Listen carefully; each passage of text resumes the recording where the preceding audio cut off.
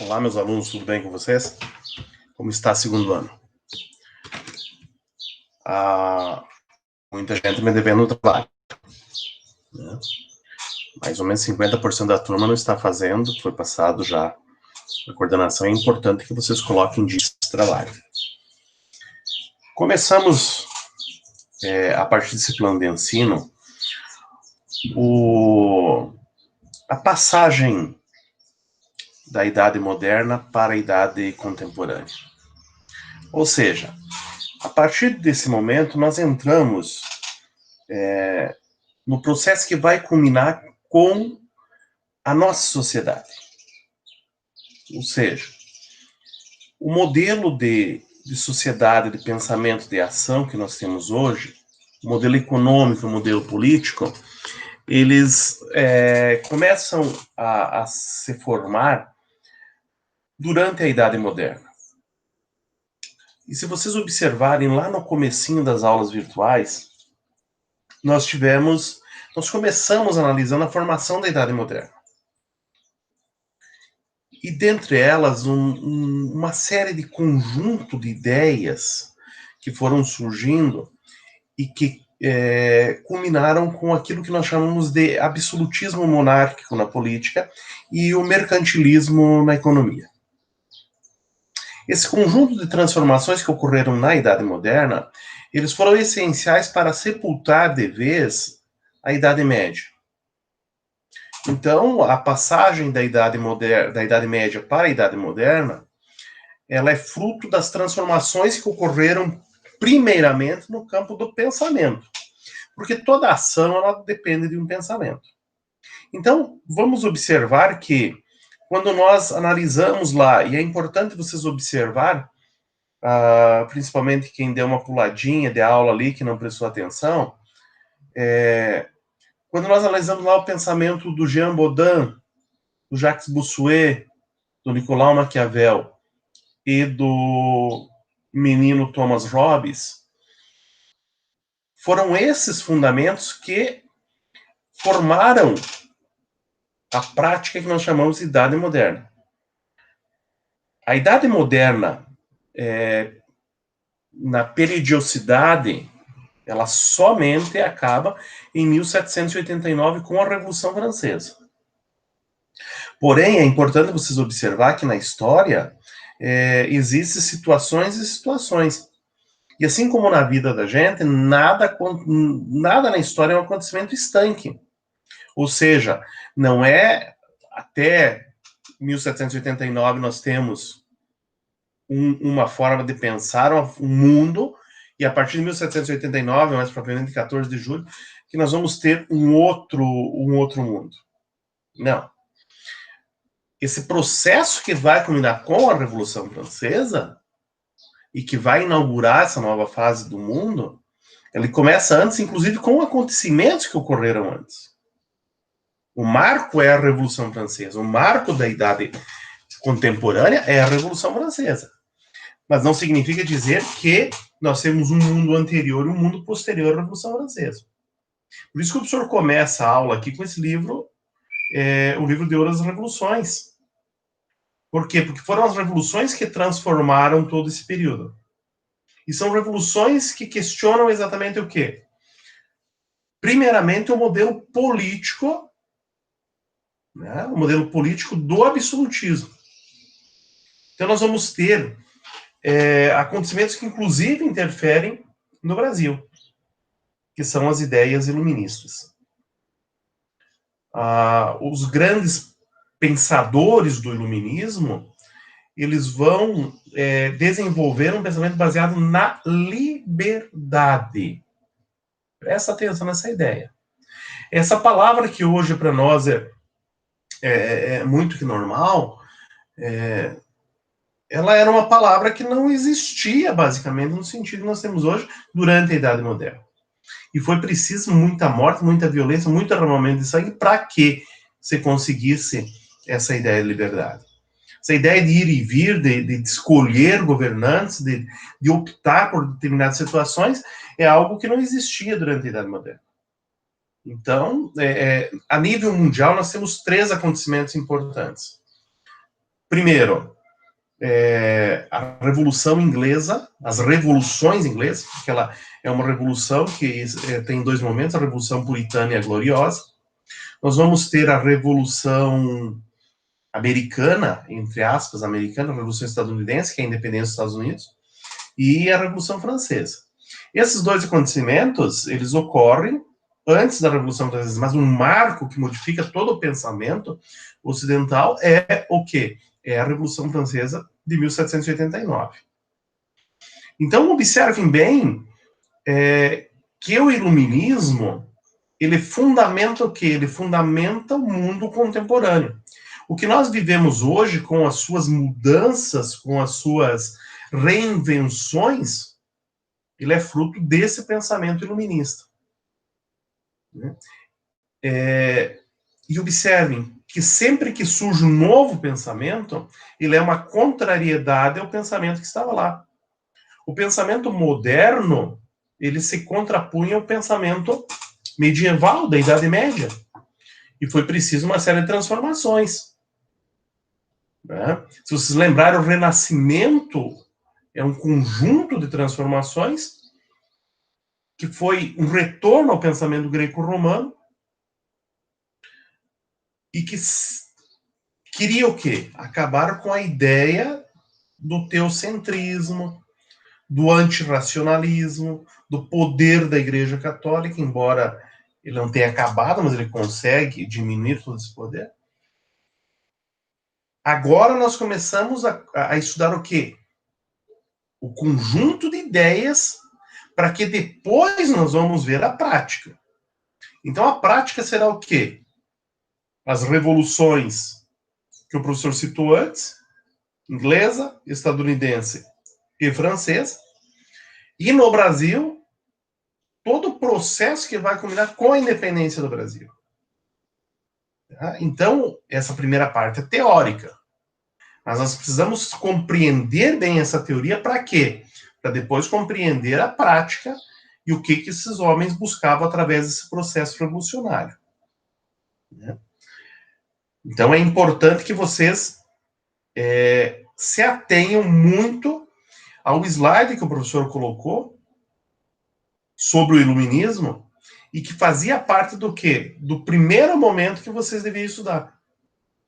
Então, se você está assistindo essa aula e não leu ainda os slides, eu recomendo que você volte aos slides, porque o que o professor explica agora, ele é fruto do quê? Daqueles slides que nós trabalhamos. Então, por isso que lá no primeiro momento, ó, nós temos o quê? Os slides para vocês lerem, observarem, enfim, ter uma análise do que busca essas ideias. Né? De mais a mais, então, agora nós trabalhamos, o professor vai trabalhar com cada slide aqui. Tá? Então, observe bem, o que é o iluminismo? O iluminismo é um conjunto de ideias, tá? E aí eu volto ao conceito de ideologia. É preciso que nós tenhamos bem claro aqui o conceito de ideologia. O que é uma ideologia?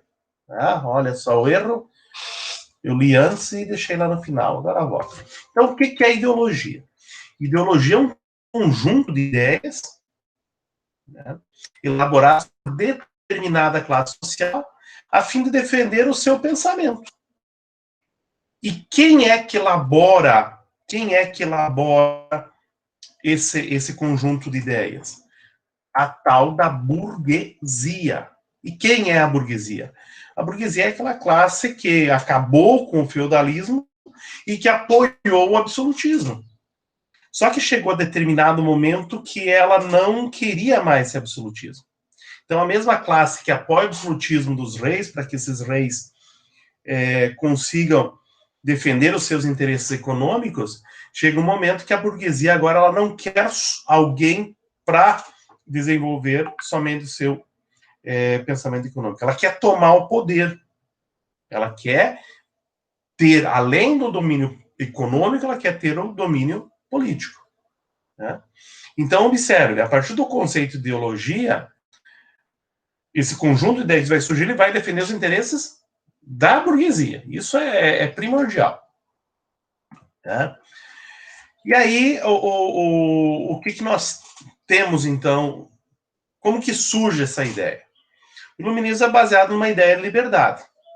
Essa ideia de liberdade, ela surge, começa a surgir com vários filósofos, ele não é um pensamento único, né? São um conjunto de pensadores que vão desenvolver essas ideias, e cuja base principal é o quê? Né?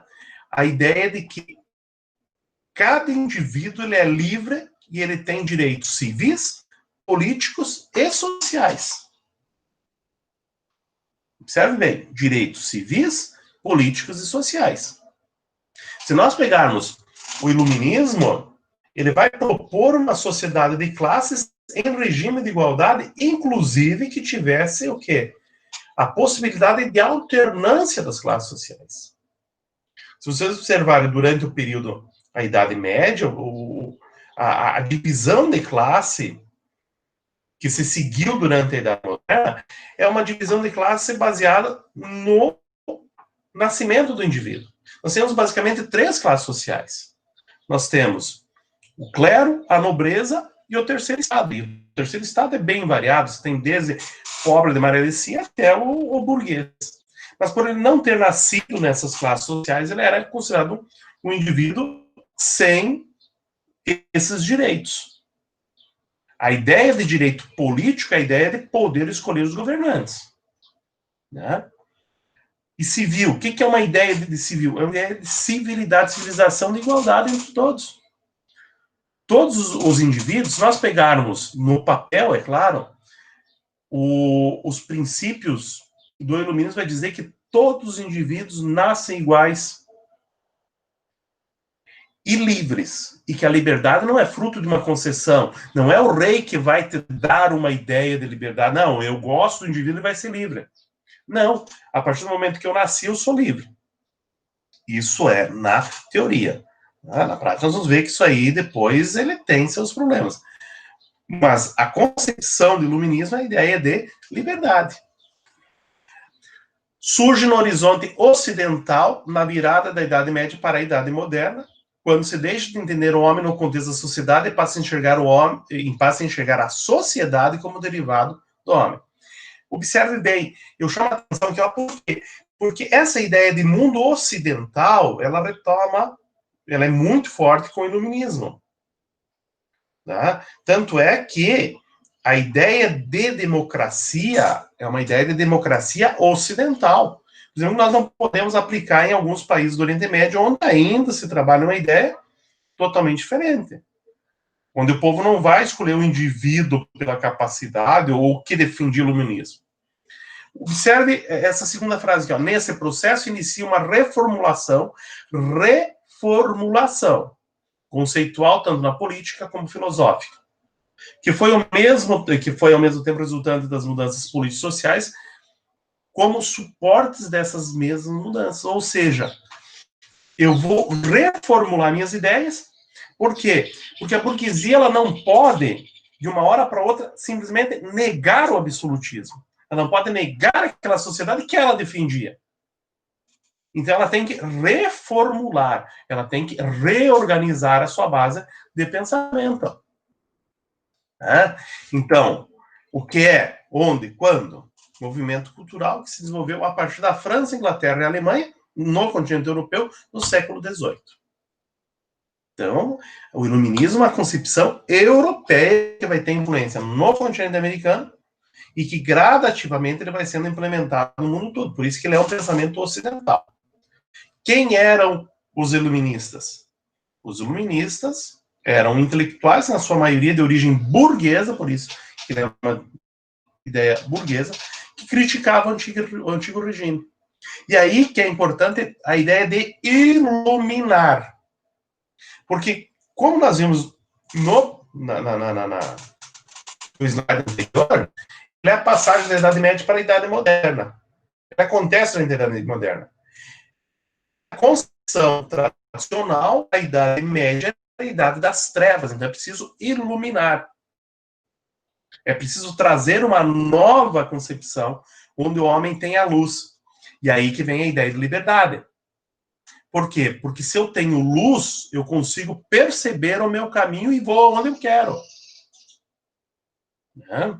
Então, olha só como essa ideia de iluminar, né, ela é uma ideia que me traz claridade, o novo, ao contrário do que era a Idade das Trevas, a chamada Idade Média.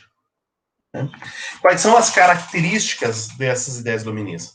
Principal, a valorização da razão. Tá? A razão em contraposição à ideia de religião, que a igreja me determina o que eu vou fazer, tá? Onde eu tenho dogmas, e lembrar que dogma é algo inquestionável, algo que eu sigo, que eu acato. A ideia de súdito, que é muito presente. O que é o súdito? É o indivíduo que ele mora por favor no reino. Então, a ideia do governante é uma ideia de que ele determina. E eu, como estou de favor, eu não tenho que questionar. Essa ideia de liberdade política, tolerância religiosa. O iluminismo tem muito a ver com a Contra-Reforma também. Por quê? Porque a partir do momento em que eu aceito a outra religião, eu passo a ter o quê? Eu passo a ter a diferença aceitável. E na Revolução Inglesa, nas revoluções inglesas, nós vamos ter muito isso. Porque ele é um conflito que ele se origina a partir da religião. E preste atenção nesse último quesito ali. Igualdade jurídica a todos. Igualdade jurídica pressupõe que todos os indivíduos são iguais perante a lei. Né? Somos todos iguais. Constituição Brasileira, um dos seus primeiros artigos, e é uma causa que não pode ser mudada, um artigo não pode ser mudado, é uma causa pétrea, ele diz lá que todos somos iguais perante a lei. Na realidade somos? Não. Na realidade nós não somos iguais. Mas, a princípio, nós temos os mesmos direitos e os mesmos deveres. E como que eles vão buscar a aceitação dessas ideias? O direito à felicidade. Então, o indivíduo, ao contrário do que pregava a igreja, que dizia que a vida terrena era uma vida de sofrimento para você garantir o pós-morte, a felicidade, o iluminismo vai trazer que os governantes devem organizar a sociedade de modo a garantir o bem-estar e a felicidade. Terrena. Não pós-morte. Tá? Também vai ter, nós vamos ter os déspotas, depois ali nós vamos ver que tem algumas situações que não ocorrem. Afinal, o pensamento, ele pode ser magnífico, a ação pode ser descontrolada. Eu já citou esses acontecimentos aqui. E observe aqui, nós temos um clássico da Revolução Francesa. Né? A ideia de direito à rebelião. Quando nós estudarmos o John Locke, que é um dos principais pensadores da independência dos Estados Unidos, vai dizer que o povo existe a ideia de contrato. Se o governante não está cumprindo sua parte, é direito do povo se rebelar contra o governante. Né? Essa parte de Brasil a gente retoma posteriormente, mas observe que a própria ideia aqui de liberdade, presente na bandeira de Minas Gerais, libertas, quais será também, liberdade ainda que tardia. Né? E todo as revoluções emancipacionistas que ocorrem no Brasil, ela tem fundamentação nessas ideias iluministas. Também a independência da América Espanhola, do Haiti e companhia. Quais são as condições que levaram, então, a essa ideia? A ascensão econômica da burguesia, a revolução científica, a razão, né? E a crise do antigo regime, onde a burguesia cansou de fazer o quê? De manter o clero e a nobreza explorando a partir dos recursos da burguesia.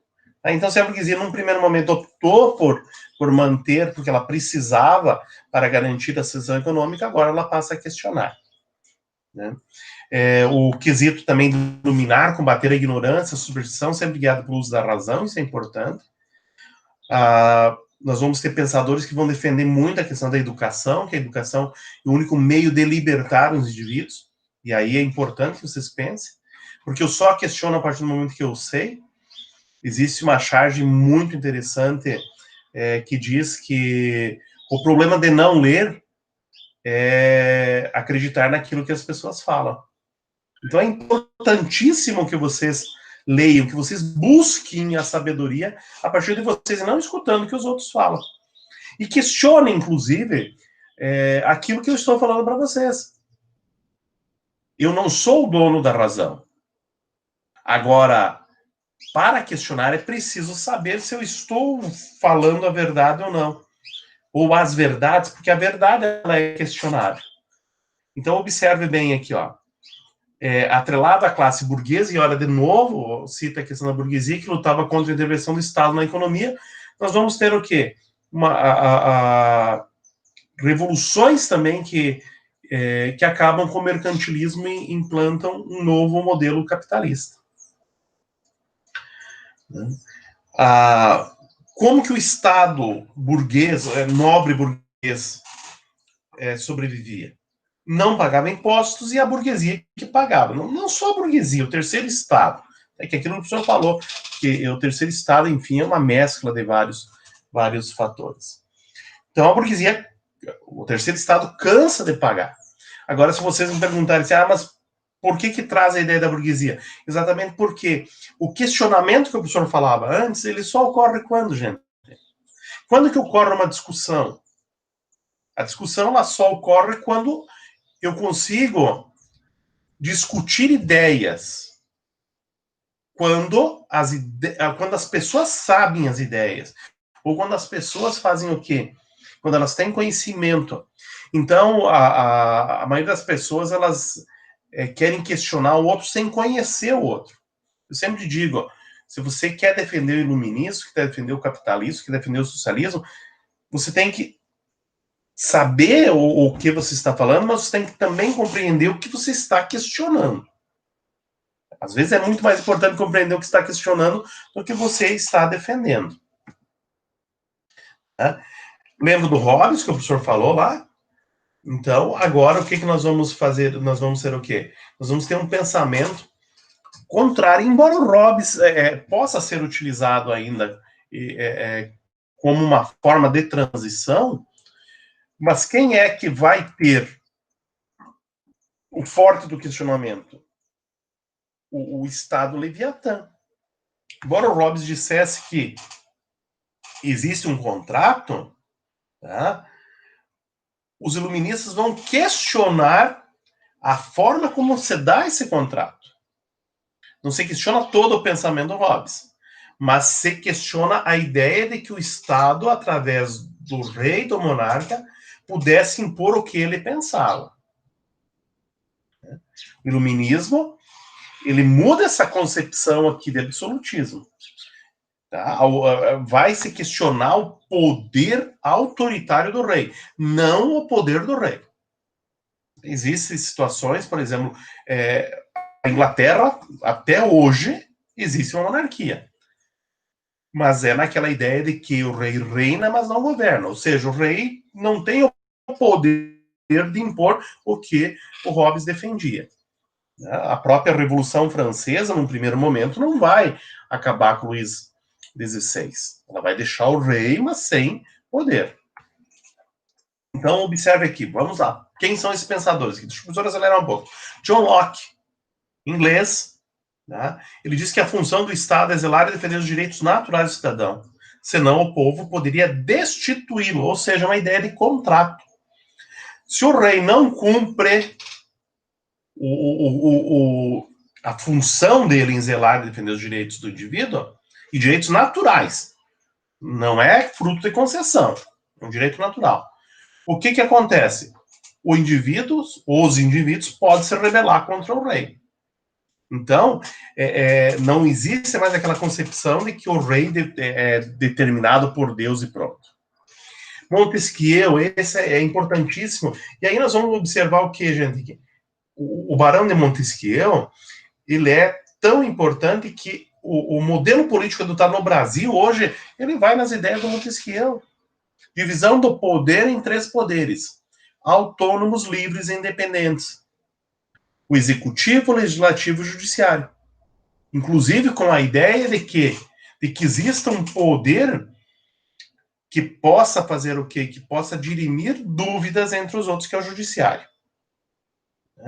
Então, a divisão do poder entre os poderes é o principal conteúdo da democracia liberal e que surge com o Barão de Montesquieu.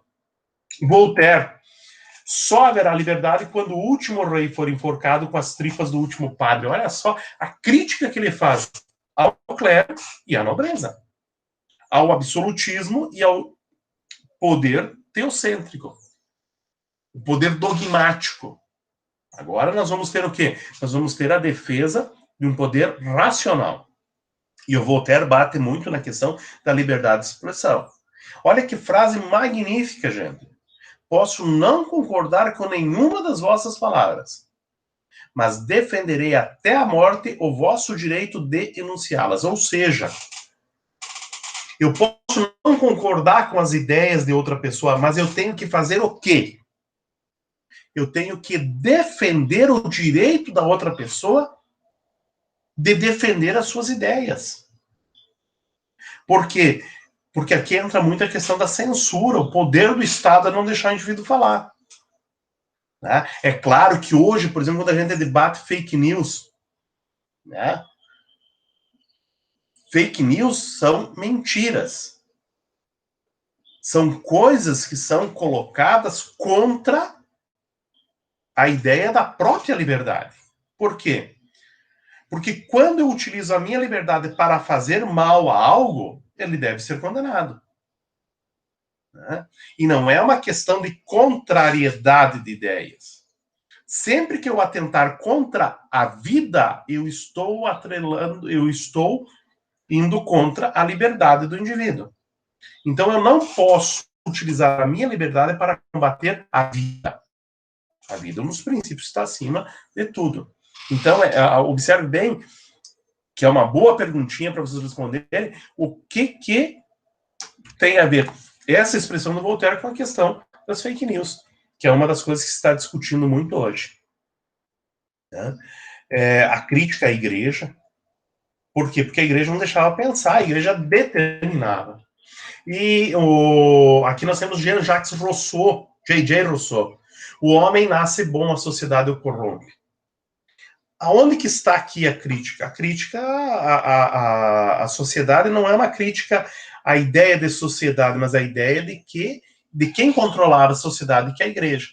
Porque a partir do momento que a igreja dizia, você é livre, você tem o livre-arbítrio, ele vai questionar essa questão do livre-arbítrio. Ele vai dizer, não. O que é o livre-arbítrio? O livre-arbítrio é a opção de escolher, mas eu não tenho liberdade de escolher. Por quê? Porque a partir do momento que eu tenho que seguir entre uma ideia de bem e uma ideia de mal, eu não sou livre. Eu sou livre se eu pudesse escolher sem que alguém me determinasse o que é bom e o que é ruim. Então, quando eu perco essa ideia de poder escolher, né, porque a igreja dizia o seguinte, você pode ser livre, você pode escolher. Né?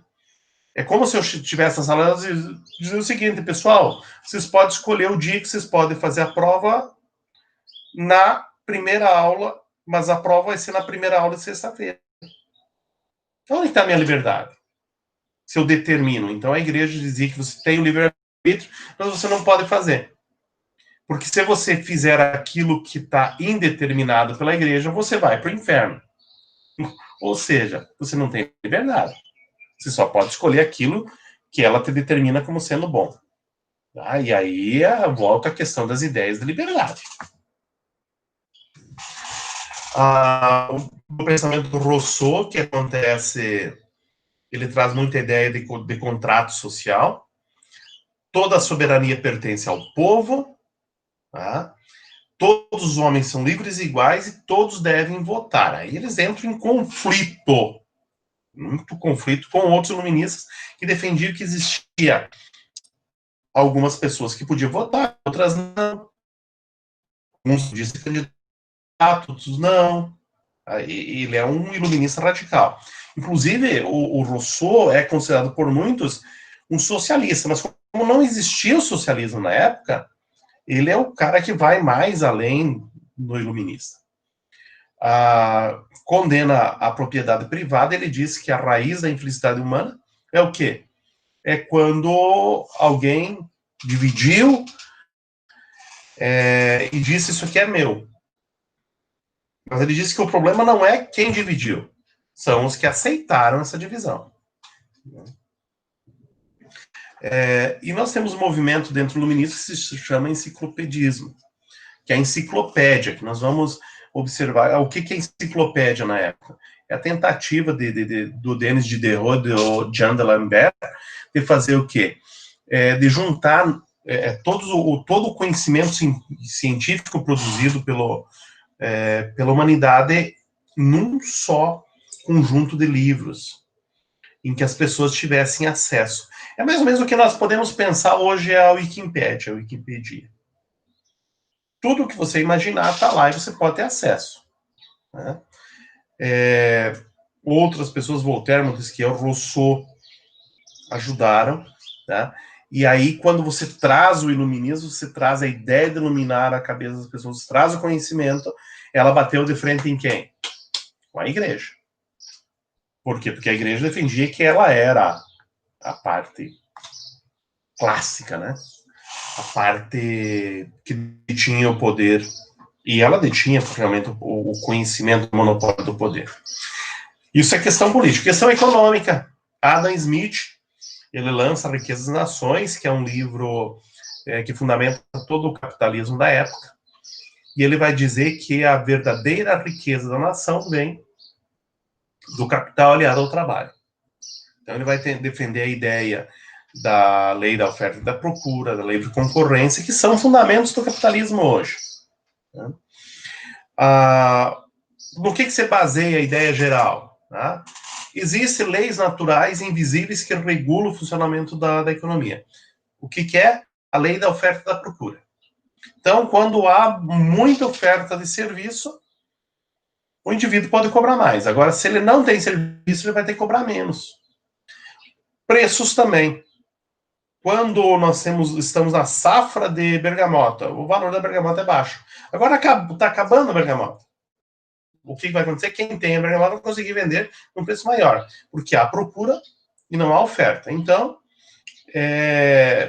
segundo essa teoria geral, toda a economia ela é baseada na ideia de oferta e procura.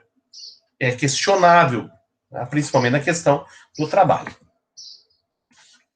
Aqui um resumo dos principais acontecimentos, das principais ideias, as obras desses indivíduos que geraram esse conjunto, então, que nós chamamos de iluminismo. É importante, pessoal, que vocês compreendam que é um conjunto de ideias e que na prática muitas vezes não funciona como eram as ideias. Um abraço para vocês, um beijo no coração e se encontramos na aula do vídeo.